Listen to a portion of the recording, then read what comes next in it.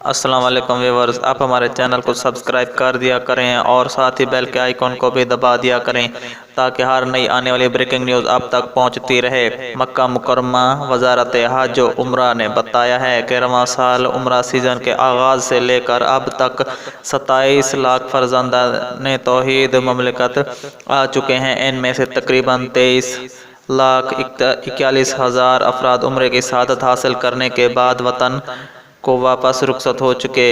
تاہم ایسے لوگوں کا بھی پتہ چلا ہے جو عمرے کی سعادت حاصل کرنے کے بعد سعودی عرب میں ہی روپوش ہو گئے ہیں۔ وزارت کے مطابق تقریباً 23,032 معتمرین ویزا کی میعاد ختم ہونے کے بعد بھی سعودی مملکت میں ہی مقیم ہیں۔ اس طرح وہ ویزا قوانین کی خلاف ورزی کے مرتکب ہوئے۔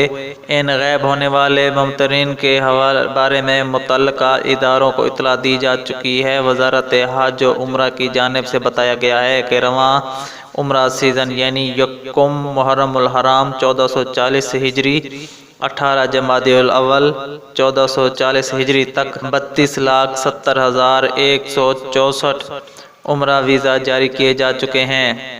اس وقت مملکت میں عمرے کی غرض سے مقیم معتمرین میں سے 32,01,000 3,21,006 مکہ مکرمہ میں جبکہ 1,28,764 مدینہ منورہ میں موجود ہیں۔ گزشتہ سال کے مقابلے میں محرم سے لے کر ربیع الثانی کے آخر تک عمرے کی سعادت حاصل کرنے والوں کی تعداد میں اضافہ ریکارڈ کیا گیا ہے۔ عمرہ سیزن کے آغاز سے لے کر اب تک عمرے کی سعادت حاصل کرنے والوں میں پاکستان سر فہرست ہے، جن کی گنتی 7,29,117 ریکارڈ کی گئی ہے۔ اس کے بعد انڈونیشیا کا نمبر ہے، جہاں سے آنے والوں کی گنتی 7 لاکھ سے تجاوز کر چکی ہے۔ تیسرے نمبر پر بھارت ہے، جس کے بعد ملائیشیا چوتھی اور یمن پانچویں نمبر پر ہیں۔